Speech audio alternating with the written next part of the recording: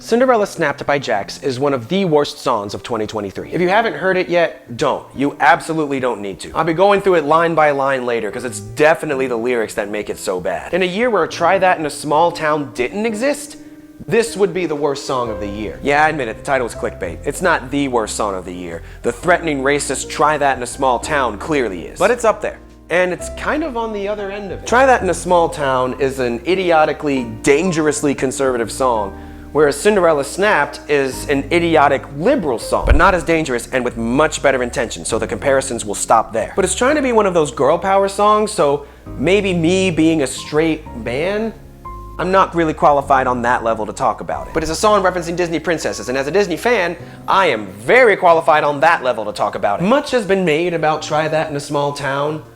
Appropriately so, but maybe also a little too much because that's kind of how it got so big. Maybe we should just let songs like that die from now on. So I'm here to use my Disney knowledge to make much about Cinderella Snapped. And if you're a regular viewer of my videos and you think something's up with my voice, it's because I am sick. Had to call out of work today, and this is basically the only way that I could make this video and have it be up in time before the end of the year. So here we are. I am running off of vitamin C, zinc, ibuprofen, water, cough drops, and I just fired a sizable loogie into our sink.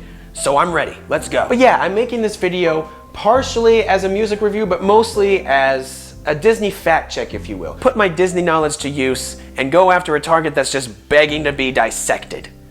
Which, believe it or not, that word is gonna come up later, stay tuned. Like I said earlier, the lyrics are what make it so bad, and that's a pattern with Jax. She is not good at writing lyrics. The best way I can describe her writing style is a child who just found out what things are. Not a child who learned about them, just a child who learned that they exist, so incredibly surface level. She has always been a very clunky songwriter, and I first noticed this in the first song of her I heard, which was 90s Kids. It was 2 years ago, and I was in a BioLife lab waiting to donate plasma, which should really tell you about the state that I was in that year. And I was so squeamish that when they did the initial finger prick, my blood refused to come out, so they basically had to jerk off my finger to get it out. So yeah, needless to say, I didn't go through with it. Anywho, I was forced to listen to that song twice in that office, and I would not wish that upon my most moderate of enemies. My worst enemies? Yeah, go ahead. It's basically just a lazy BuzzFeed list of really obvious 90s references that ultimately lead to a punchline for getting drunk or high. I said she writes like a child who just learned what things are. This is her child who just learned what the 90s are song. First off, Jax was born in 1996.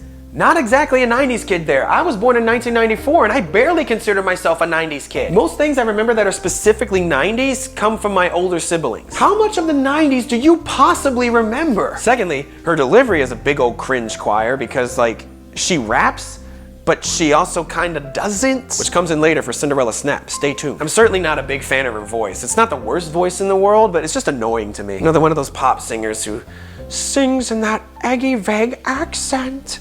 Like she's trying to be Halsey, who was trying to be Lord. Thirdly, she kind of sings a song about the 90s in a way that sounds very much like today. And fourthly, a lot of her references aren't actually 90s references. I know this video is about a different song, so I'll breeze through these references as quickly as I can. But this is important to show you my point that she's a bad lyricist. She references Bratz Dolls, which debuted in 2001. She says Britney bitch, and Britney may have broken the 90s, but she didn't say Britney bitch until 2007. She references Nintendo, which debuted in the 80s and has been super popular ever since. Add a 64 and then we're getting somewhere. She references Reebok, which took off in the US in the 80s. They may have been popular in the 90s, but if you're gonna reference any shoe for the 90s, it should be Air Jordans, which also debuted in the 80s, but were really hitting their peak in the 90s when Jordan won all his championships. She references Easy Bake Ovens, which debuted in the 60s, and she says, we're going down with the ship Leonardo, which A, cringe, and B, he did everything he could to get off that ship and stay alive. The ship went down without him. He froze in the water. Not a really good way to pump up your adopted generation and make them seem determined or ambitious. We're just gonna accept a preventable fate and die an early cold death. No, save yourself. Get off that ship. Stop that metaphorical ship from metaphorically sinking. You might as well have said, we're on fire with the building, Waco. It's a terrible song with terrible lyrics, and that's when I was first privy to Jax being a hacky songwriter. She also did this one song called You Love You,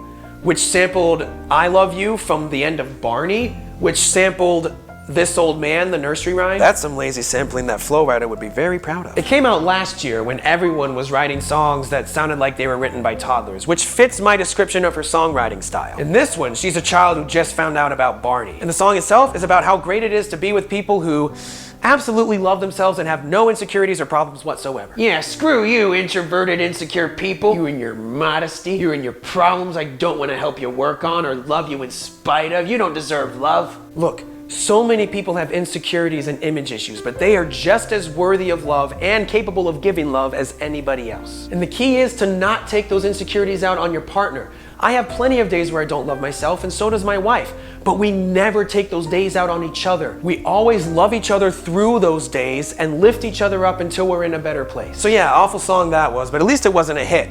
Unlike Victoria's Secret. Okay, so first off, I'll go ahead and say that I do really appreciate her intentions with this song. I can't be mad at her intentions. And if you like that song because of that, all right, fine, I'm not judging you, good for you, like what you want to like. And if you want to dismiss my criticisms because I'm a straight white man, again, I honestly get that. But it's just so clunky and blunt and uncreative and This is Jax's, well, it's in the title. It's her child who just found out about critiques of Victoria's Secret song. For one thing, we all know that Victoria's Secret was founded by a man.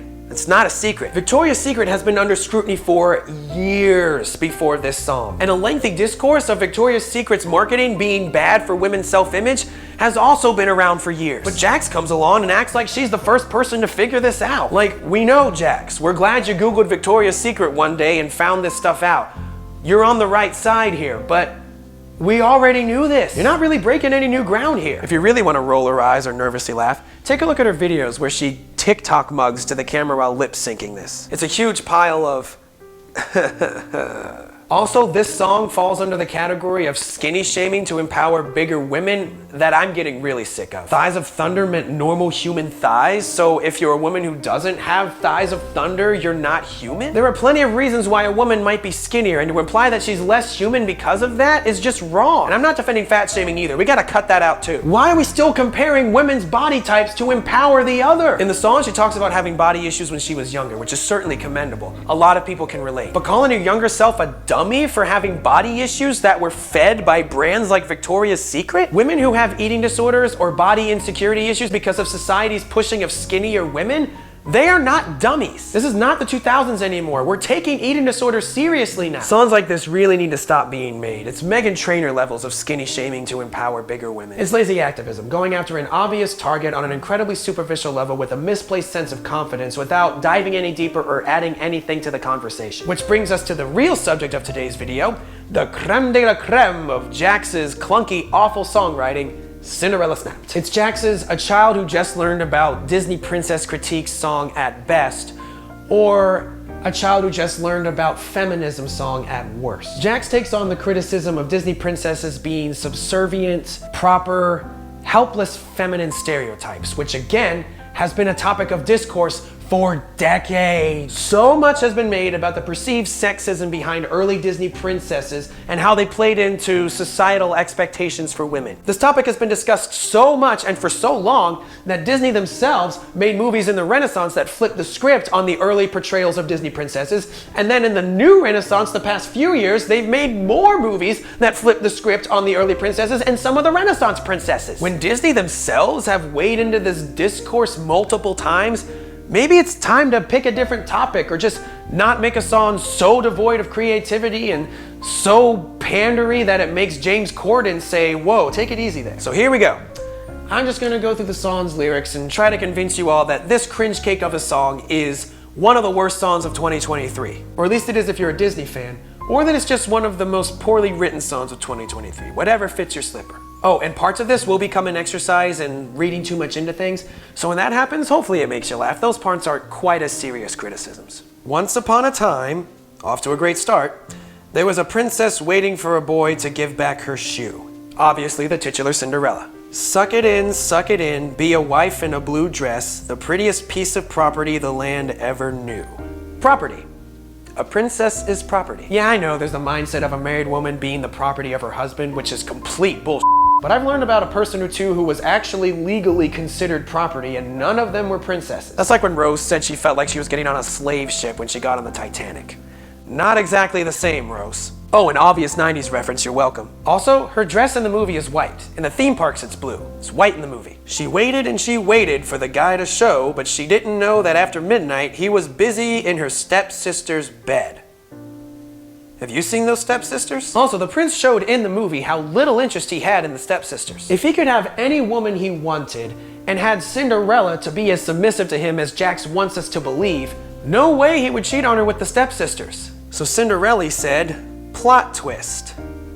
Of course she did. Of course she says something the younglings say to be cool. I'm sure the internet is very impressed. So keep that in mind. Everything that happens next, the subsequent titular snapping, is all motivated by Prince Charming cheating on her. Also, real quick, why would she be waiting for him to give her shoe back? Is she not married to Prince Charming yet here? They didn't get married until after he put the shoe on her foot. So if he hasn't given it back yet, then they're not married. She's not a princess at this point. Why would he still have that slipper if they're married at this point? Why would you want to wear a glass slipper more than once? Okay, let's take it to the chorus. I don't need no prince to save me. He didn't, Cinderella. The mice you talked to the entire movie did. And I like this misplaced sentiment a lot better when the Cheetah Girls did it. Which is saying something, because I'm not a fan of the Cheetah Girls. I'm a goddamn CEO. So because she got cheated on, she decided that she was no longer one of the most powerful people in the kingdom. She decided that she all of a sudden had a business. Here's where we run into another problem. This song is one of those examples of selective boss bitch feminism, where the only way a woman can be empowered is if she's a CEO. Which, yes, that could be empowering, and we need more female CEOs out there. But Cinderella was literally empowered because she was a part of the royal family now. And one doesn't just decide they're a CEO all of a sudden. That's not really how it works. It's like if I got cheated on and then decided that I'm no longer a supposed comedian, I'm a wide receiver. It doesn't exactly mean I'm all of a sudden playing for the Dolphins. Don't call me baby, equal pay me. You're a member of the royal family. You're good to go, Cinderella. The prince isn't paying you to be his wife. If he were, then this would probably be a Hallmark Christmas movie. And if you're a CEO now, you're paying yourself, not the prince. Once again, this is her child who just learned about feminism songs, so she'll just shove in a real issue with little to no thought of whether it actually makes any sense in the song, just as a way of saying, yeah, I know about things. And I'll give it this, that lyric might work in a song that's about anything else. Snow White said you tried to kiss her. I thought it was the stepsister. Now it's Snow White? Snow White lives in a completely different kingdom. Why is he going to a different kingdom to have his affair when he's already got a stepsister in his area code?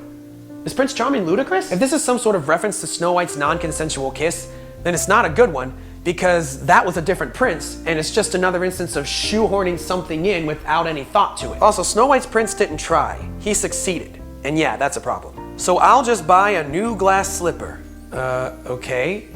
Because he won't give you back the other one, right? Jax knows that the other glass slipper was shattered by Lady Tremaine, right? Why would she care so much about one shoe that doesn't have a partner? One would think that the glass slipper would be some symbol of oppression in a song like this, but I guess it's not. If it's supposed to be like, I can buy my own stuff now because I'm independent, that, you know, Destiny's Child did so much better than this, again, you're the princess. You can have anything you want. This really shouldn't be a glass slipper. Ouch. Burn your castle down. Whoa now. The idea of Cinderella burning down her prince's castle is actually kind of a cool one, but in no way does that work here. People who burn castles down don't get to be CEOs. They get to be prisoners or executed. And if you're demanding that he pay you for some reason, he can't really do that if he's, you know, on fire. And that, kids, is how Cinderella snapped. You were telling the story to kids? You gonna explain what an affair is? Or how porking works? Yes, there it is. The whole reason Cinderella became a radicalized feminist is because she got cheated on. Not because she experienced any misogynist behavior from Charming, or saw him doing it to others, or learned that he was responsible for like a pay gap in the kingdom, or like other laws that are oppressive and harmful to women. She did it because she got cheated on.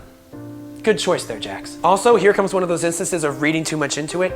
Is that not kind of a stereotypical reason for a woman to snap? Maybe? Maybe instead of burning the castle to the ground, you could, you know, kill the prince and make it look like it was an accident, usurp his power, and then use that power to eliminate all the oppressive laws and pass more progressive ones. But no, you set his castle on fire to become the CEO of something. Moving on to the next verse. When the smoke cleared, every girl in the whole land woke the f up and started making demands. There it is. The word woke has been dropped into the song. And to be clear, I absolutely believe that being woke is a good thing. The people who use that term in a negative light can't even define what that word means most of the time, and they normally use it just to mean anything that's left-leaning or as like a placeholder for politically correct. So prominent conservatives saying woke is a good way for it to go down easier with their ignorant followers, or in some cases their racist followers, because that word originated from AAVE. It was originally used when the Black Lives Matter movement was first gaining prominence as a way to refer to someone who is aware of how racism and oppression shaped the modern America that we're living in today and wants that to change. It first referred to racism towards black people, but it's kind of expanded since then to refer to any form of oppression. But the key thing is to have knowledge. Being woke is tied to knowledge. There's not a whole lot of knowledge in this song. It's performative wokeness, trying to make it seem like you're woke, but without the knowledge. She does that here by throwing out feminist trigger words and topics of discourse without actually discussing the discourse or making it make any sense. One of my favorite lines from any song is from Bob Dylan's "A Hard Rains Are Gonna Fall," and the line goes, "I'll know my song well before I start singing." Well, I personally think, as an opinion, that she hasn't displayed much knowledge for the topics that she's throwing out there. It's quite objective that she has little to no knowledge about the movie she's trying to subvert here, and that's about to become obvious. As we're about to see, she did not know these songs well before she started singing. Rapunzel shaved her head so there was nothing to climb on.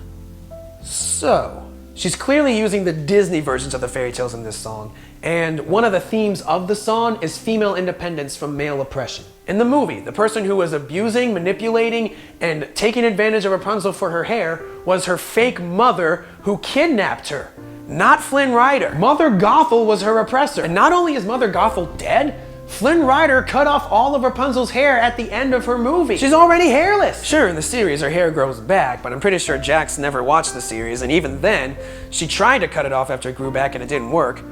Okay, now that I'm remembering her songwriting style, maybe she has seen the show, but either way, as I've demonstrated, there's no excuse for this. In the movie, Flynn cut off her hair so no one would take advantage of her anymore, including him. She was about to heal him to save his life, but he wouldn't let her because if she did, she would be Mother Gothel's prisoner the rest of her life. Flynn Gene Fitzrider sacrificed himself so that Rapunzel could have a free life. But according to Jax, that either didn't happen, or if it did happen, that's a misogynist thing to do. Jax is just creating a problem that isn't there anymore, or never even existed. Keep that in mind. Jasmine made out with Mulan. I know there have been rumblings and theories about Mulan being gay or trans, or that Reflection is a secret coming out song, which I think is valid. But Jasmine? A princess who was shown to be pretty definitively straight? With 3 movies about learning to accept her man's baggage? If you went after Aladdin lying to her or something, yeah, I'd be down for that, go for it. But no, all of a sudden Jasmine's bi or lesbian. Don't get me wrong, I'm 100% fine with queer representation in Disney movies and kids media in general. I think it's time we had a queer Disney princess, but one who is new, not retconning one that already exists. And even Mulan was proven to be straight. She and Shang were a thing in the sequel. But if you want to ignore the sequels, yeah, I get that. Most people do, and most of them should be ignored. Oh, and Mulan isn't a princess. Oh, and Jasmine, Mulan, and Rapunzel all live in different kingdoms. But here's another one of those reading too much into it moments. You're gonna have Jasmine and Mulan make out? They're the ones who are gonna be the most overtly sexual princesses in this whole song? You're not only gonna unintentionally fulfill the misogynist fetishizing of lesbians and Disney princesses here, but you're also gonna do it with a Middle Eastern woman and an Asian woman, of which both ethnicities have a misogynist stereotype / fetish of being exotic, lustful sex objects. Well done, Jax. If you read too much into it, well done. Sleeping Beauty sued the dude who kissed her while she was asleep. Once again, have you actually seen Sleeping Beauty, or are you just throwing in another topic that you haven't looked into? Prince Philip was told that he needed to kiss Aurora to save her life. He didn't just see this gorgeous, mostly dead woman lying there and decided, yeah, I'm gonna kiss that because there's no chance that she's gonna be opposed to it. He did it because he was told that it was the only way to bring her back. You know who did kiss a gorgeous, mostly dead woman without any knowledge of a curse or anything? Snow White's prince. He saw Snow White's dead-ass self and decided, I'm gonna do some corpse kissing today. And yeah, she wasn't actually dead, but he didn't know that. Nobody knew. Not a single person knew that. That knowledge died with the evil queen. You want a non-consensual kiss target with absolutely no caveats? Fire at Snow White. But I guess you couldn't because you already used Snow White in another nonsensical reference that doesn't even play on the various criticisms that Snow White has received. You can't even cliche right. And Ariel was confident without any feet. Once again, have you seen the movie? First off, she's a human now. She was turned human at the end of her movie. You're telling me she cut off her feet? Secondly, she wanted more than anything to be human. Not be with Eric, be human. Her big I Want song was about being a human, and she sang it before she even met Eric. He, and probably her dad's literally patriarchal iron fist, were the main catalysts for her going to make that happen. But the whole time, her ultimate desire was to be human. Another missed opportunity. You could have gone after Triton. It shifted from being human to being human with Eric, which, yeah, that can be subject to criticism. I get the whole changing everything about yourself for your man criticism. But to imply that she never wanted to be human and the whole thing was about finding confidence by being with the man? It's not accurate. She hated being a mermaid. She saw herself as human and she went after it, using methods that could send bad messages to kids. So yeah, I get that too, but that's not what we're talking about, I guess. And let's enter the reading too much into it corner again. Discouraging someone from making changes to reflect who they really are inside? Sounds a little transphobic to me. Cool with Jasmine and Mulan lesbians, but not cool with transspecial Ariel, huh? Tiana went and got a biomedical degree. This one may be the worst, most inept line of all, so strap in. Why would Tiana abandon her life stream that she worked her ass off her entire life to achieve just to get a degree in something she showed absolutely no interest in? And what also makes this line the dumbest is that it goes against the chorus of the song. Tiana is a CEO. She's the owner of a thriving business who was able to open this business by overcoming 1920s racism and sexism. And she's her husband's boss. That's 100 times more badass than any hack line you've written in this cringe of a song. You've already established that being a CEO is the only way to be empowered in this song. So why did you take the one Disney princess who is also a CEO and get rid of that aspect? And the one black one too. Also, again, why biomedicine? I thought at first it was because she turned into a frog and had more sympathy for animals now, but I was just so perplexed by this line that I went to genius.com and looked for annotations. By the way, the genius.com annotations for this song read like they were written by a child who just discovered what feminism is. Or Jax herself. But the annotations for this song said that biomedicine was, quote, a degree for dissecting frogs. Okay, where to even start with this? First of all, biomedicine is an umbrella term. There are so many areas of study that fall under that category. It's not just a degree for dissecting frogs. Second, do you think Naveen is still a frog? He turned back into a human with Tiana at the end of their movie, and then he started earning his own money by working for his wife, Tiana. Thirdly, do you not only think that Naveen is still a frog, but that Tiana would spend years studying biomedicine so that she could learn to dissect Naveen as some sort of revenge for, I don't know, accidentally turning her into a frog or something? Why go through all that goddamn trouble and money just for revenge? Cut that froggy ass open right now and get your revenge. Who cares if you do it scientifically accurately? But all of that is mooter than moot anyway because they're human now. The biggest criticisms of Princess and the Frog stem from Tiana being a frog for most of the movie, and for yet another depiction of Hollywood bastardizing the voodoo religion and portraying it as some sort of dark magic. But I guess all of that is too complicated for you to address in this song? This is the most forced line in the entire song and the worst example of lazy activism and performative wokeness. And shall we read too much into it now? That sounds like fun. Why do you think that the only black princess is the one who needs to go to school? Are you playing into the racial stereotype that black people are uneducated? So even though she's a highly successful businesswoman, she has to go back to school because she's black? What are you trying to say here, Let's finally move on. And Beauty realized that she was the beast. This one ain't gonna be nearly as long as the last one. For one thing, her name is Belle, but I get that you have to play off of the title of the movie, so not a big deal. This one is actually one of the better lines of the song, and it's another instance where I think it would work in any other context. But it's still pretty pandery, and it doesn't address the main argument about the movie. Nothing about being in prison and falling in love later, just a line that'll excite the young folk. But thank you for following up your worst line of the song with what's probably your best line of the song. Which is like saying, thank you for punching me in the upper back instead of the nuggies. Then she repeats the chorus again with much less meaning because of the Tiana contradiction I mentioned earlier. And then we get to the bridge. And I swear, listening to this made my skin want to run away from my skeleton. I just cringed so much listening to it. Jax attempts some sort of whisper rap singing breakdown and spectacularly fails to seem badass while doing it. This verse is all over the place. He said, Cindy, sweetie, don't be so emotional. You're always emotional. It's fine to be controllable. Okay, I can't get too mad at her for including the emotional part. Women for so long have been constantly belittled for showing emotions, and while it is getting better, it definitely still persists. But combined with the rest of the song, it just feels like another feminist cliche. It just made me think, of course he said that to her in this song. But the controllable part? I don't think even the most sexist of sexists would say that out loud. They would imply it. But again, no implications in this song. It's all painstakingly spelled out for you with no sense of symbolism or poetry or nuance. And wasn't this whole thing about being cheated on? Not being controlled by Prince Charming? If I'm emotional, that'd be the reason for you to address me while you're on your knees in the scary event that I get too emotional during your trial. Is she saying that he's going on trial for cheating on her? That doesn't happen. Cheating isn't illegal. Adultery isn't illegal. It's just an awful, awful thing to do. Is it a divorce? Is this divorce court? Because you know that in divorce court, there's no trial by jury, right? It's all decided by a judge. Or is this supposed to be like, I'm in charge now, so you're on trial for the crime of cheating? Like the court system in The Dark Knight Rises. Don't get me wrong. Threatening to hurt a guy after he tells you to stop being so emotional is a proper response. But why is there a trial all of a sudden? Does Cinderella's kingdom have a court system like America's, where it's a trial by jury? And the king doesn't have the ultimate say of who goes to jail?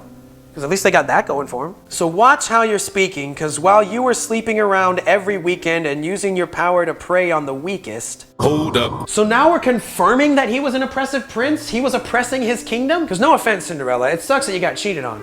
But I feel like freeing your kingdom from oppression should have been the first priority here. Equating the prince abusing the monarchy and using it to take advantage of his subjects in some unspecified way to getting cheated on by him? Not exactly cricket. It's like when Taylor Swift equated people not liking her music to the oppression of gay people. Not exactly the same thing here, Swift.